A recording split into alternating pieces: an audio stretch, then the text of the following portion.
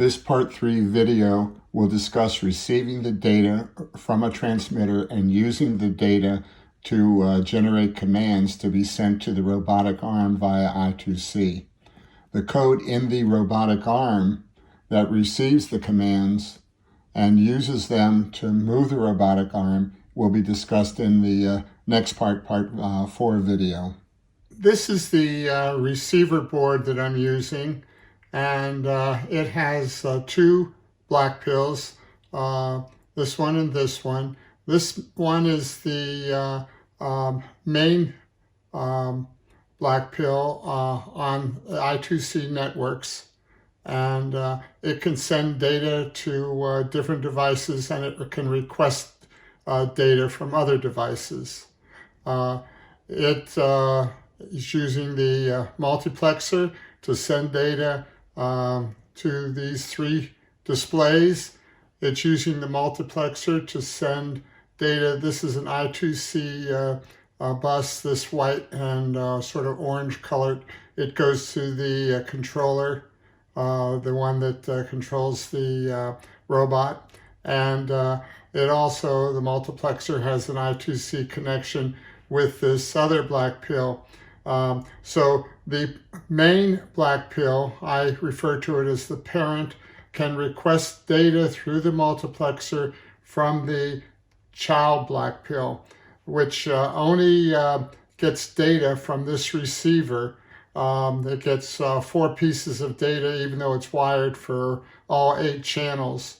And it gets that data as the receiver gets it. It just keeps renewing those 4 pieces of data, and whenever the parent requests the data from the child, then this black pill will send it back to the parent black pill.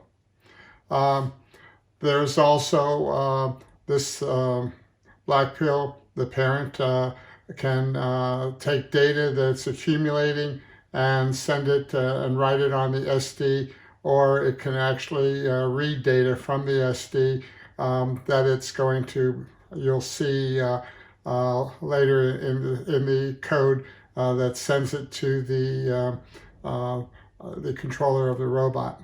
Now, this module, the USB to serial adapter, is only used to load code onto this black pill, and this other USB to serial adapter is only used to load code to this black pill. So for all practical purposes, we don't need to discuss anything with these two, mainly because once the code is loaded, these no longer are in effect, and we're only going to be talking about the code in these 2 black pills.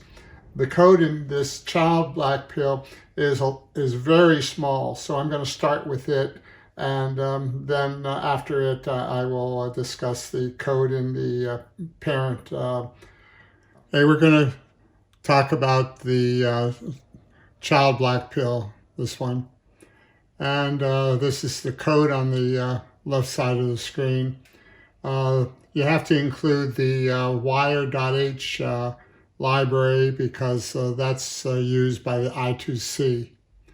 And then there's 4 pieces of data that this black pill handles, and it's coming in on these 4 pins. If you look over here, I believe this is pin 3, 4, and 5, and this one over here is the 12. So this is the throttle on the transmitter, and then these are 2 switches, and this one's a little button on the transmitter, and that's the data that I need from the transmitter. These 4 integer values contains the values of the data coming in from the transmitter to the child black pill. And then this is a 16 character value that will be sent back to the parent when the parent makes a request to the child for the data. the current data that has been getting, that the child's been getting from the receiver. So the child keeps getting a code from the data from the receiver, and whatever it's at the point that the parent requested, that's what's being sent back on this I2C. What I do is I have a if statement on serial print. So when I'm debugging, I could see different debug statements, and I set this to true. But when I'm running the code in a, what you might consider a production environment, I'll have this false so that there is no serial printouts coming out since I shouldn't be debugging at that point. Now in the setup, it checks to see whether or not I want the serial printouts. If I do, then I set the rate to 115/200, and then I define this particular child on the I2C bus as 12. All devices have to have some address so you can reference them. So I just came up with 12, no reason for 12. And then this child is going to send back data when it's requested. So I have a on request function called response function. Then I define the 4 pins as input, and I go down to the main loop, and the only thing the main loop is doing is it's reading the data from the receiver, and it just keeps reading the data from the receiver.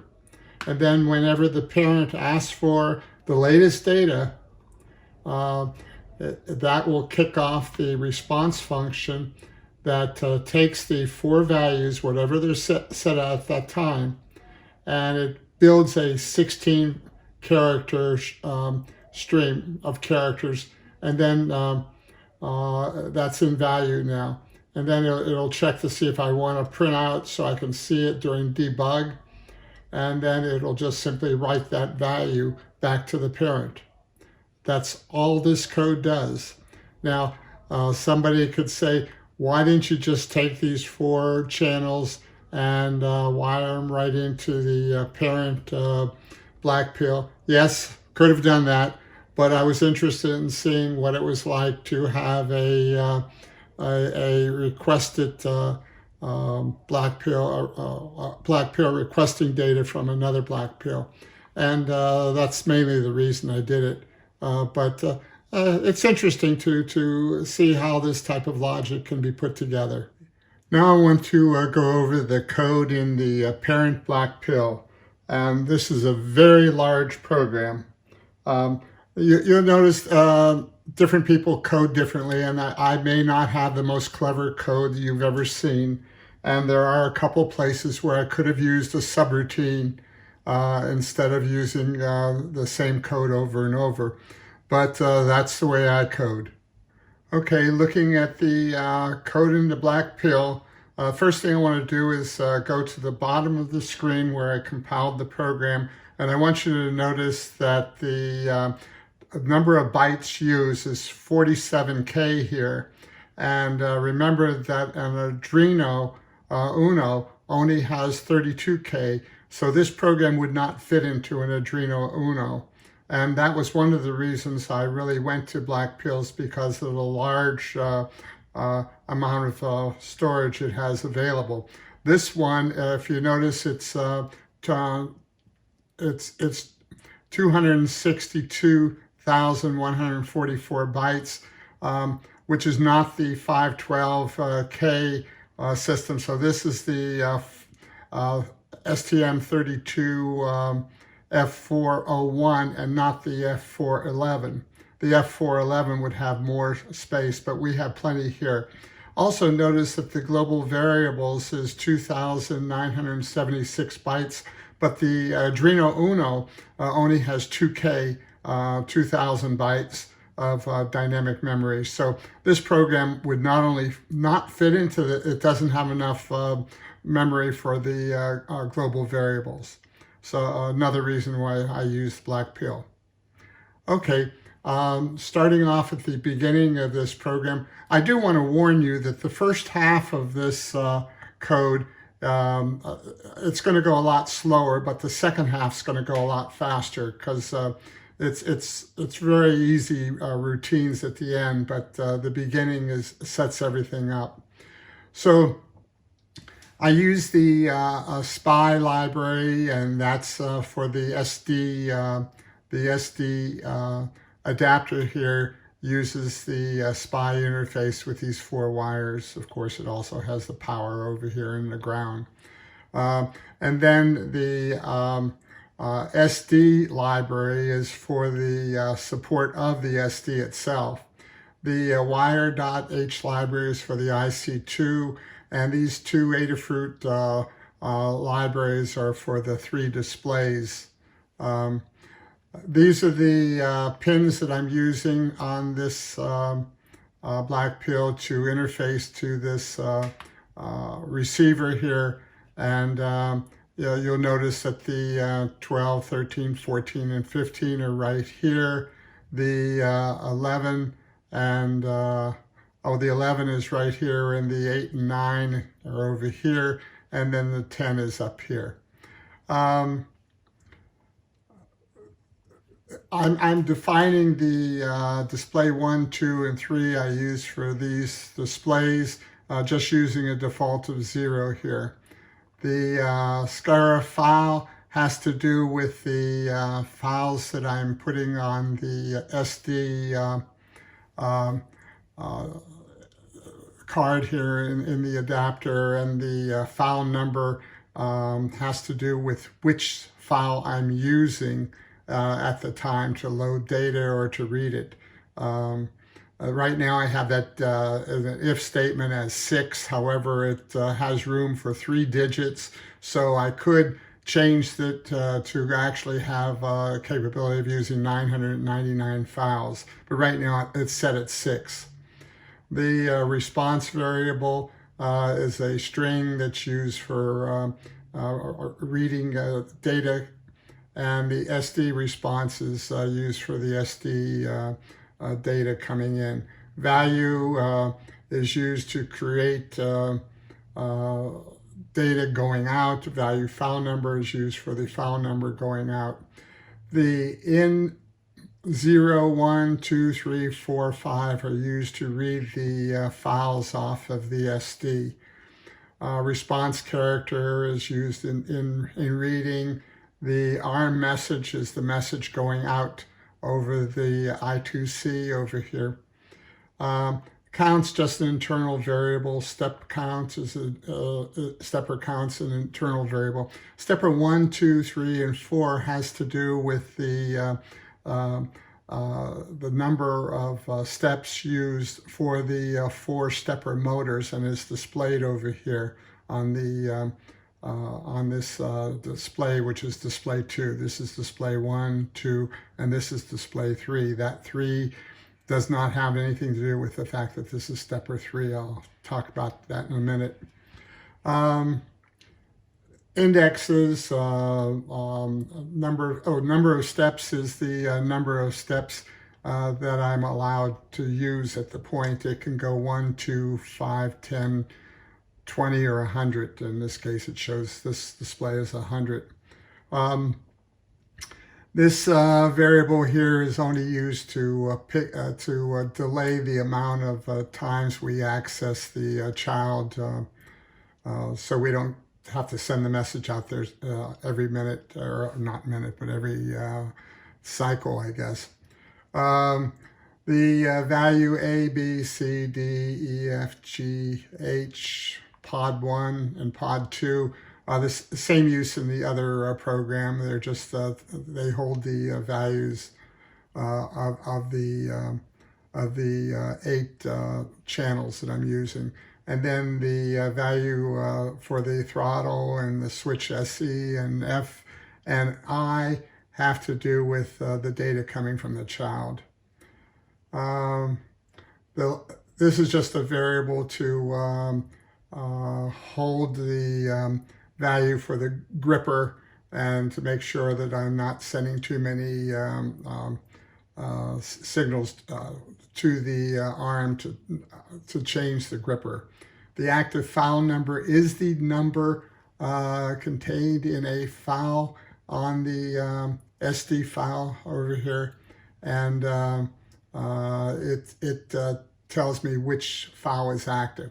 Now, the interesting thing is that I don't really have a good indexing scheme in the SD software. So what I've done is I've made my own indexing scheme. A file really is a logical file, rather. It really contains 5 physical files. And the 5 physical files have the file number in 3 digits, and then have this physical file number of 01, 02, 03, so on. So if I was looking at file 3, I would see SFN003, and for this physical one would be 00301. This would be 00302, and so on. These Boolean switches are used to control the logic. In this case, it makes sure that I don't read the SD file while I'm trying to process it, or I don't try to do going back to home on send signal.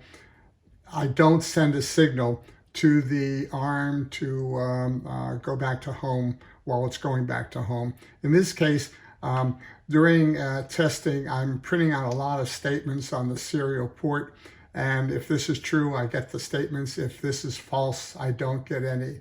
So in a test environment, this is sort of helps me with a debug session. Okay, first routine is the I2C multiplexer. Since I'm using a multiplexer here, this is the address of the multiplexer, and there's a M0, M1, and M2 over here. And if those are not set to anything, then this the address of this is 70. So since I'm only using one multiplexer, this will be 70, and this will be the pair. There's 8 pairs on here that I could reference.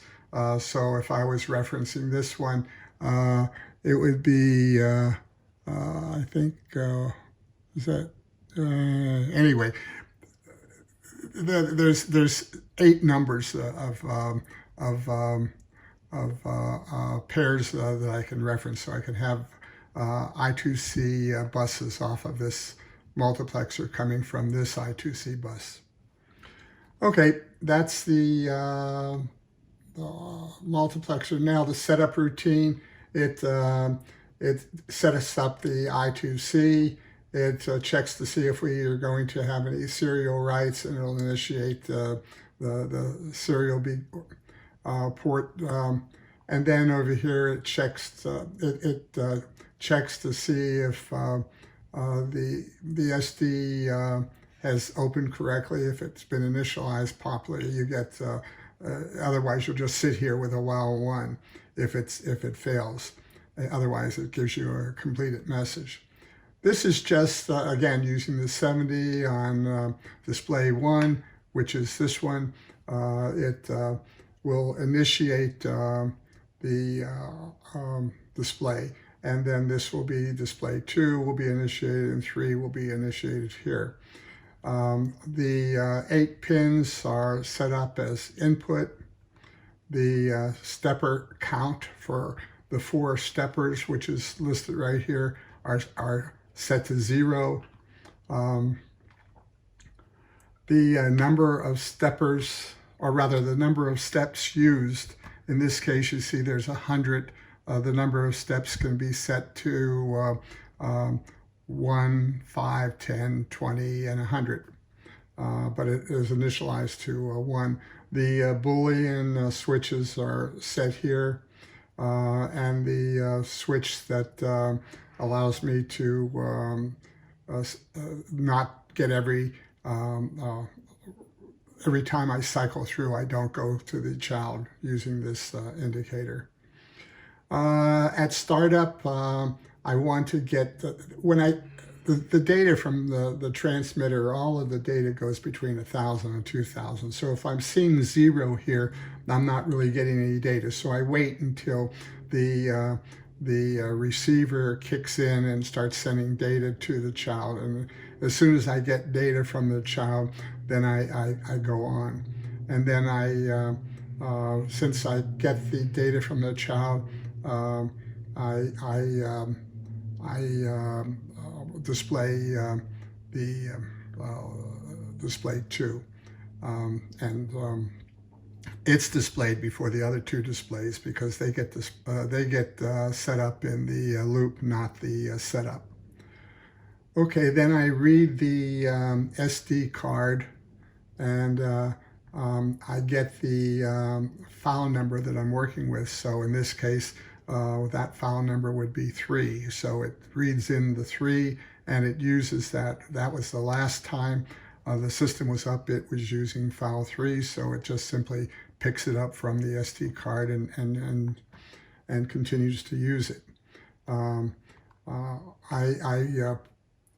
print out what's in switch F, which we know it's not 0 anymore. And if it is greater than 1,000, again, the switches go from 1,000 to 2,000. So if it was set and the home switch was set, which it was right up here, and why I do that, I don't know. It sends a message to the robotic arm to go through the homing process. Remember, the arm went to a single position, which was a 0 position. Okay, in the loop is every time it goes through the loop, it reads the or gets the data from the receiver for these 8 channels, and then it goes to the child to get the child data. But in this child data is where it checks to see that it only goes every 3rd time to the child receiver.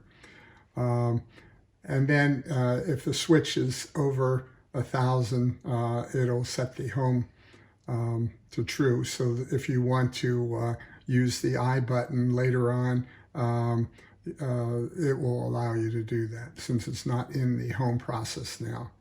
If the pod 1, it's a knob on the transmitter, is over 1,000, then we are not sending individual instructions to the arm to move the arm incrementally to certain amount of steps rather. So I put out an inactive message on this display. Okay, now if the pod is between 1,000 and 1,100, it goes and displays on this 3rd display the fact that it's changing the. I mean, you can change the file number that you want to use, and then it doesn't happen until you hit the. There's a little switch, it's a lever, it doesn't really click into anything, it just allows you to move it back and forth.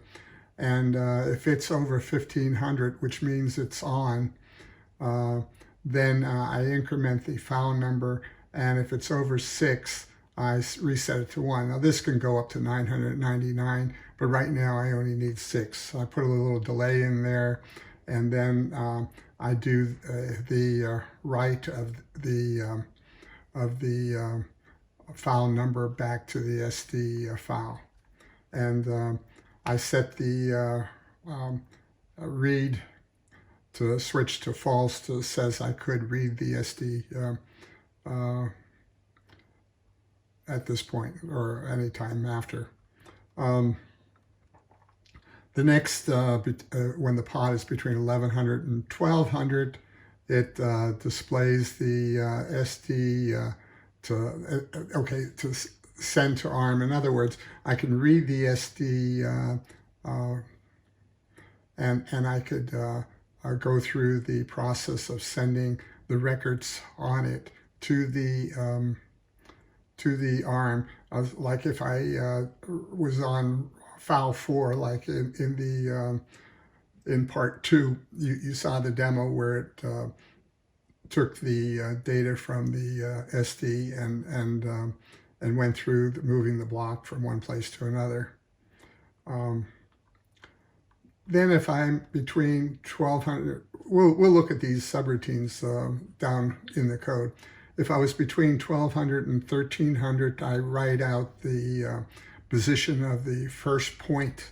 If you remember in going from one point to another with a block, this is the position of the first point. So in the display, in this third display, you'll see a message saying that it's doing that. Or at that point. And if it is showing that in the display and you hit the H switch again, then it does the write. But it doesn't do the write until it hits the H switch. On 13 to 1400, it's where I put out the record for the grab, and it again won't do it until the F switch is clicked. 1400 to 1500, it writes out the record for the lift item, where it lifts the item to a place where the arm can move to other positions, and it won't do it until the H switch is clicked. From 1500 to 1600, this is where the display is moved to a new position. It puts that on the display, and it won't do it until the H switch is clicked. 1600 to 1700 is where it will release the block, and it returns to home. And when the H switch is clicked, it will write that to the SD. Now, what happened is all 5 of these physical records make up the logical record. So that all is, you need all 5 of those to complete a function like moving a block from one place to another. Okay, we looked at all of the main loop logic for the SD access and then taking that data to the robotic arm. Now, if the pod S1 is less than 1,000, it's no longer using the SD, and we send a available access message to the third display. If the I button is greater than 1,000 and the OK to home is set to true, then a message is sent to the arm to do the homing function that you saw in the part 2. Then we go to a subroutine that sets the number of steps used. Over in the first display, you notice that I have it set to 100. The routine set number of steps used can be can set it to 1, 5, 10, 20, or 100. Then it says if the number of steps selected message, okay, if it returns a true, then we continue with this process. If it doesn't, what happened is I might have had 2 switches set, and I can only have 1 switch set, so that I'm only using 1 stepper. So once a single stepper is being used, then it refreshes this display with the correct stepper number. So if I had the B switch on instead of the A switch on, this would be stepper 2 instead of stepper 1. And if the number of steps was set to 20, this would be 20. So I'd be moving stepper 2 by 20 steps. Now the actual message doesn't go to the robotic arm until the S switch is clicked, and also that I'm not already processing the steps. So as long as I'm not processing the steps and I hit the little H switch, this is what happens. Now, if not processing steps is true, I set it to false, so it won't happen while I'm doing this. And then depending upon which of the 4 switches are set on the transmitter, if switch A is set, then we're sending a message for the number of steps, in this case 100, to switch to stepper 1, and so on. If B is set, we go to stepper 2. If C is set, we go to stepper 3, and D is stepper 4, which also happens to be the Z-axis. Okay, we refresh the display on display 2, so that say I moved 100 steps. I told the arm to move 100 steps on S1. Well, this would now show 100. And then if I move it another, if I click the H switch the next time through, this will go to 200, and so on. And then the last check is for the gripper, and sometimes the throttle gets moved, just barely, or you have a little noise in there. And so this ensures that you've really moved it and it's not noise, so that as long as the throttle has been moved more than 20 from the, don't forget it comes back as a number between 1,000 and 2,000, but as long as it's not greater than 20, it's not going to go through here. So it has to move. You might have to have taken positive action to either open the gripper or close the gripper. And that's the end of the loop. And from this point on, we're going to be looking at the subroutines. I said that the set number of steps used is this number on display 1, which is set to 100. And it's based upon what the pod is set to. So if the pod is set to some number between 1 and 2,000, it'll map into a number 1 to 5, which gives me the number of steps of 1, 5, 10, 20, or 100. Okay, process the SCARA events.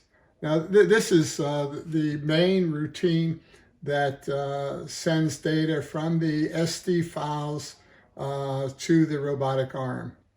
Okay, so remember I said that each file on the SD is a logical file consisting of 5 physical records.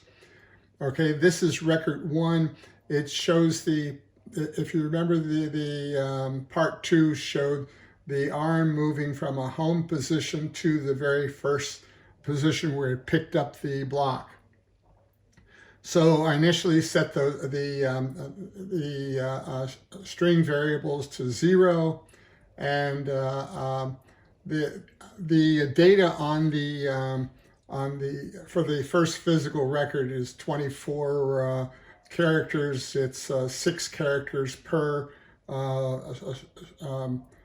stepper motor, and so what this is doing is going through the input that was read in for that file, for the first physical file in that logical file, and it goes through each of the 24 characters and moves them to four different strings, and that's what this logic is doing. Then it goes to a subroutine where the string gets converted to an integer value. Okay, and okay, now the first thing it does is it sends off a record with only with F initial in it. And there's let's see, there's, how many spaces is that? That's one space. So this has got to be 9 characters. And the way the robotic arm code works is if it's 9 characters, it knows it's coming in from the SD card. If it's 8 characters, it's sending individual messages. So the very first message it's going to send for the SD is one, it just sets F initial. And this send to SCARA arm control is the one that actually sends the message over, and it sends it as from the ARM message. Okay, so that's the first one that goes. Then each of the 4 stepper counts will be sent. Now they came in from the SD record 1, and they go over, if it's a negative number, all the entries going over from the SD card is start with an F, and then the 1, 2, 3, 4 here is for the stepper itself, and the M says that this is a negative value, and you can see I'm checking the number for negative values here, and then the 06 says to give me a 0 fill number. And to make sure that I don't have a negative here, since I'm using the M to indicate negative, I use the absolute value function. And then if it's not less than 0, it's a positive number, and the same thing holds true here, except I'm using a P instead of an M. And the reason I'm not using a plus or a minus is I had some issues with pluses or minuses going across the I2C bus and being interpreted correctly. Okay, so that's how all 4 of those get sent for that first record. The second record reads into the value IN2, and it's just a grab item. In fact, the actual text is grab item and with an F in front of it, and that's what's sent over in this subroutine send to SCARA arm control. Record 3 is lift item. It's sent the exact same way as a grab item, and it comes in from the record from value in 3. The 4th item is very much like the first item because it has the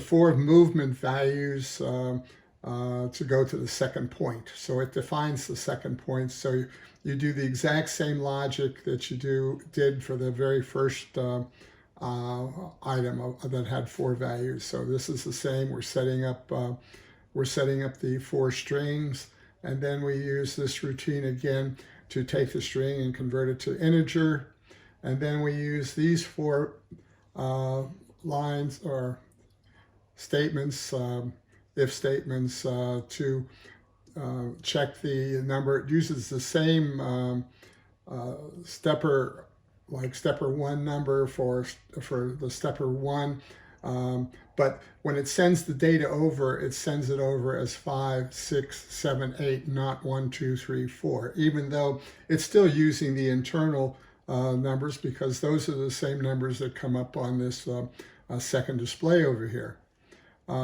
So in this case, it would check for less than 0 and put out the 5M with a 6-character number with the absolute values. Same reasoning as before, same subroutine as before. Then the 5th record, for a physical record for that logical record, has an F, and it has a literal on there also, and you'll see that. Now, what I could do is just give you an example at this point. These are the okay. The very first one is I told you that there is a file on the SD that gives you the number of the logical file that is being used. So when you shut down the system and you're using like 4 and you bring up the system again, you will see 4 without having to go and set 4. Like over here, this one that's on the display shows 3. So when the system was brought up, 3 was in this file, it read it, and that's how it knew that the last file I was working on was 3. But if I look at the physical files, this is the first file. You'll see this is 24 characters, and each 6 characters, let's see, this would be 4, 5, 6. So right here, this is 1400 to negative 1400, and it would be used as described in the logic here for the first record. Then the second record has this literal, the third record has this literal, and then the first record is the point we're going to, and the second point is where we dropped off the item, and this is where we release it and we return to the host or the homing position. Okay, now let's go on. The subroutine that we just used up above to convert the string to an integer just takes the string and goes to toInt and puts it in the number, and then this is only used to print it out for debugging purposes. So that's for stepper 1, stepper 2 is the same, stepper 3 is the same, stepper 4 is the same. It just takes the string and goes to integer, and that's what we're using in the previous routine. And of course, this is just the debug information. Okay, now, when we go and we want to just simply use the controls on the transmitter to just simply move the arm without using the SD reader, this routine is used. And if the switch is less than 1600, then I think we're going counterclockwise. If the switch is greater than 1600, then we're going clockwise. And the P would be positive, so that would be clockwise, and and the minus would be counterclockwise. Okay, and the number of steps is the number of steps that are indicated on the first display. The adding of the number of steps is what's accumulated on this second display. And then, okay, so this is the plus and this is the minus, and then over here I printed out for debug purposes. We'd use the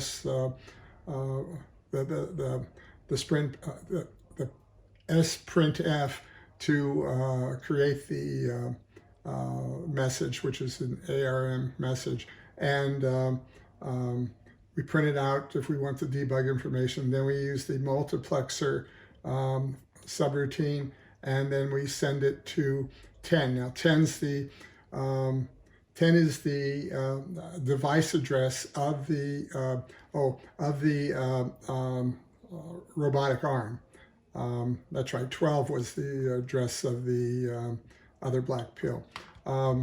Okay, and this will send the message, ARM message, and it sets some Boolean switches so that the logic goes correctly. Now I'm going to look at the routines that send messages to the ARM controller. This is the routine that if we set on the if we set the display 3 to send to the controller, this is where we actually set up the read of the SD file to send the SD entries to the controller, and it reads the SD file. It does the process SCARA event entries. That's what we saw up above. And then at the end, it'll refresh the display too. In other words, if we have numbers on here and we're going back to home, then this should be set back to zeros, and that's what that does. So after it does that, let's see, was that the, no, okay. After it does that, it sends an FF over, which tells the ARM to all of the data from the SD is stored in variables on the ARM. And you'll see that in part 4, where I talk about the robotic arms functions code. But it sends an FF to tell the robotic arm to go ahead and move the robotic arm based upon all the data that was sent from the SD file. Okay, and that FF is sent through the multiplexer, and this is the message. It goes to 10, which is the robotic arm. Okay, this is the send to SCARA arm control that we were using up above, and it goes to the 6 on the multiplexer, which sends the messages to the robotic arm, which is 10. This is the message that goes when we want to open or close the gripper. The value, either the high value or low value, is here for opening or closing the gripper. I show a debug message, and then I can send it through the multiplexer to the robotic arm. This sends a home message to the robotic arm. The home message is nothing more than H followed by 7 zeros, 8 characters. And it'll print out a debug message. It sends it through the multiplexer to the robotic arm, and then it'll set the 4 values to 0 here because they could have been higher. And if we're going back to the home position, then these values in this black pill have to reflect the fact that the arm is in the 0 position. After it sets these values, that's where this display is updated. This is the code that communicates to the from the parent black pill to the child black pill, and this is where I was telling you it uses this variable, so it doesn't go every time to get data. It goes like every 3rd time. So it just goes through this the 3rd time that this routine's called. It'll go ahead and go to the child, which is on through the multiplexer on 7. This must be 7 right here, and it goes to 12, which is the address of the child multiplexer, and it asks for 16 characters. Now, since the receiver only goes from 1,000 to 2,000, it didn't have to be the 6 characters for the data that goes to the robotic arm. It only has to have 4 positions for each of the 4 fields coming in. So that's why it's only 16 bytes here it's requesting. Then it sets the 4 strings to null, and it goes through and picks up characters and sets them into the string positions based upon this index being 4. Every time it hits 4, it increments to another one of these string variables, and it ends up with the 16 characters in these 4 string variables. Then it takes the 4 string variables and converts them to integers, so these values have integers in them. And then the debug message that prints out the values of those 4, let's see, this would be the integer values. That's, yeah, right. So I just got them over here. Okay, then this is the SD read and write routines. Okay, now this is the readscare event file, and I told you before that the logical file is set up as 5 physical files. So this is the first physical file. It shows you the debug statements, and then it opens the file. And if the file opens correctly, it gives you a good message, and then it cleans up the use of the file from before, and it'll read in 26 characters. And what it contains out there is 6 characters for each of the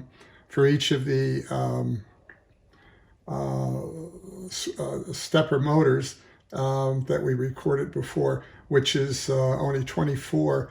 But it looks like there's a carriage return line feed of some sort at the end, so I have to make sure that I get past those, so I put in 26 instead of 24.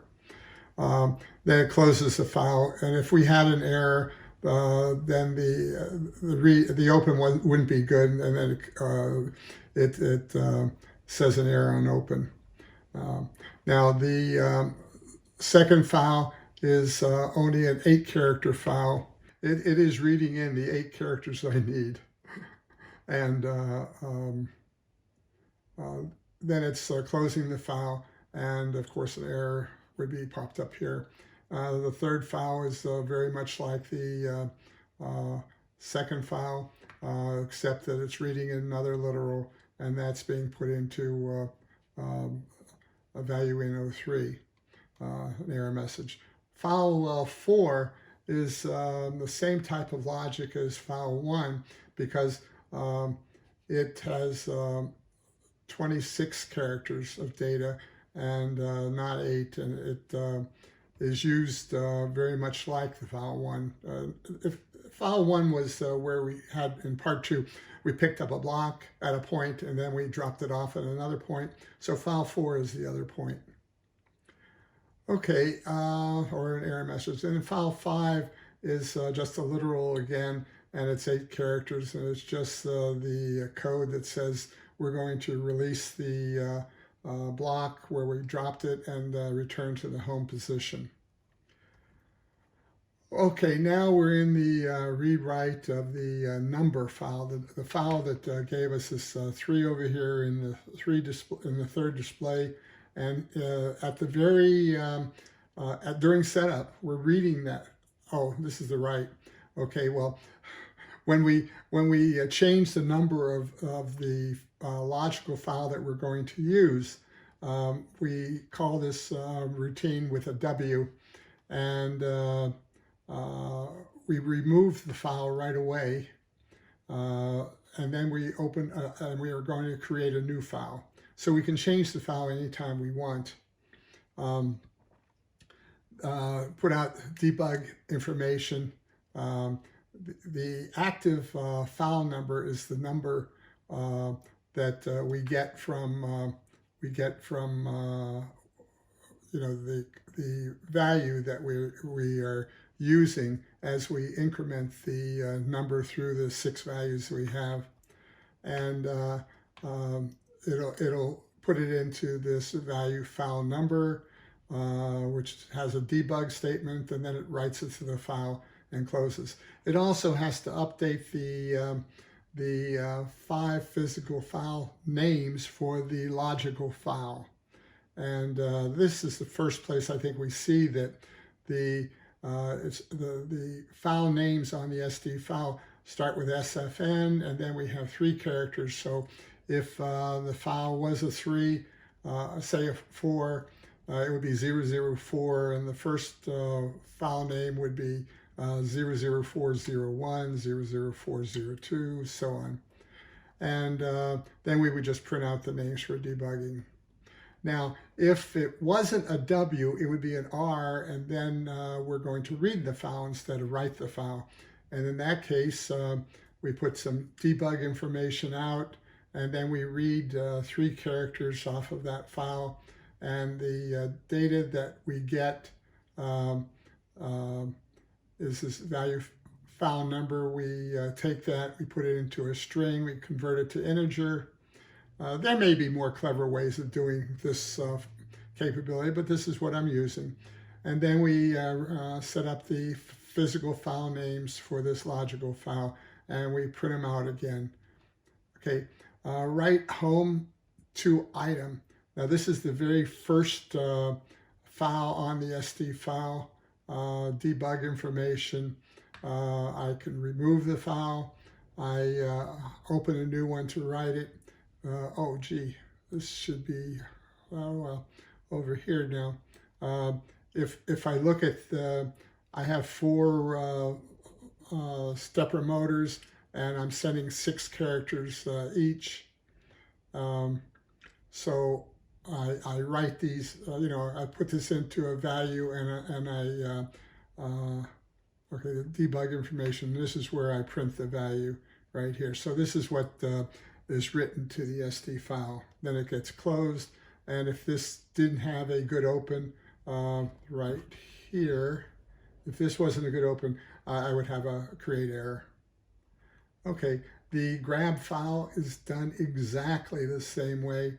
The only thing you'll notice is there is a literal that's being used as the value of the file, and everything else is exactly what we just saw. And the lift item, the literal is lift item, and it's exactly the same code.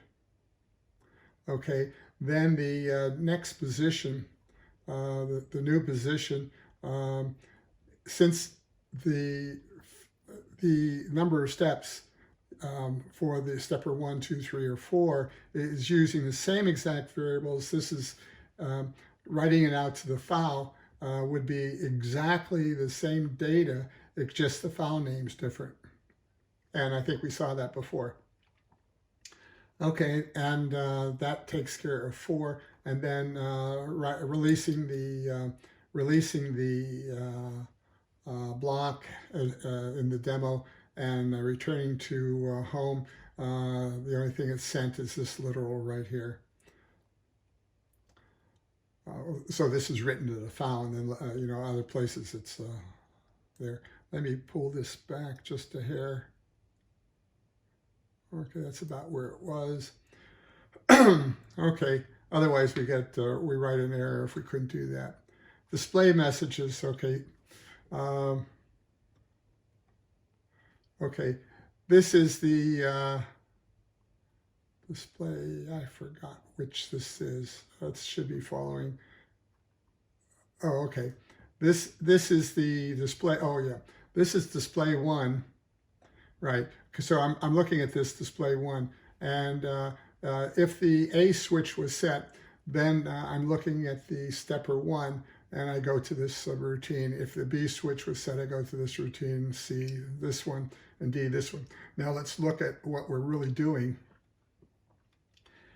If the A switch was set, then this is going to be stepper 1, because the value coming in is going to be 1. And it's going to show stepper 1, which is the first line. And then if the if the switch, the A switch was set to, it would be the second switch. No, it'd be the first switch. It goes clockwise. So that's going in a clockwise position. And then if the A switch was set, it's a 3-way switch. So the first switch, the first time you click it, it's going to be clockwise. The second time it goes to counterclockwise. The value you get is usually 1,000 if it's not, or actually less than 1,000 if it's not being used. If it's being used, the first position is usually around 1,500, and the second position is usually about 2,000. So if it's less than 1,600, I know it's a clockwise, otherwise I know it's counterclockwise. And then it puts out the number of steps, whatever the step number is. In this case, it was 100. So the display that you see in display 1 was stepper 1. It's step clockwise. Number of steps was 100. That's where that comes from. Okay. Okay. When the when we're using the SD file, this becomes inactive, and this is the display that makes display 1 inactive. And then display 2, there was a message that we saw earlier, and it said it came back with a true value, and that's if only one of the switches was set. So if the counter, what we do is we set the count to 0, and then for each switch that's set, we increment it. And if only one of the switches were set, it's going to be equal to 1. We're going to turn it true, and then we can use the function. If the more than one was set, then we get this message here. If we didn't return on 1 and it's more than 1 gives us this message, then this message would be because we had none set. So that's why we get a no step or switch selected. Refresh 2 is what displays on 2 and gives us the numbers for each of these stepper motors here. And you can see this is the way it's done. And display 3, let's see, this is, if we're using the select steppers, then we get a message here that says the active file number is selected and it's available, but we're not using it.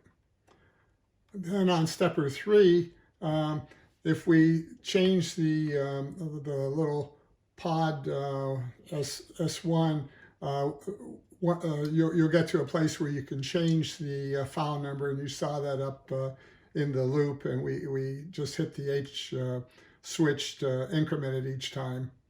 And then this one will read the, this is where we read the SD file, and so this is the message that appears on the file on the display 3 when we are actually reading the SD file and using the H switch to send the data to the robotic arm. We're almost through. The display 3 write from home to item is the first record is being written to the robotic arm. So this is the message that appears, and then we hit the SH switch and it actually sends it. This is the grab item. This is the message that is on the display 3, and we hit the H switch to move it, to send it. The right lift item, this is the message on the display, and then we hit the H switch to send it. This is the move to the second point, so where we drop off the block, and we hit the H switch to send it. This is the last message, the last display, and last bit of code. And this is where on the display 3, we will get a message saying write SD file, release item, and back to home. Okay, so this is the programs. And if you have any questions about the code that's on the child display, or the, child black pill, or the parent black pill, put them in the comments and I'll try to address them. I'm pretty good at addressing comments. I don't get very many, so that's okay.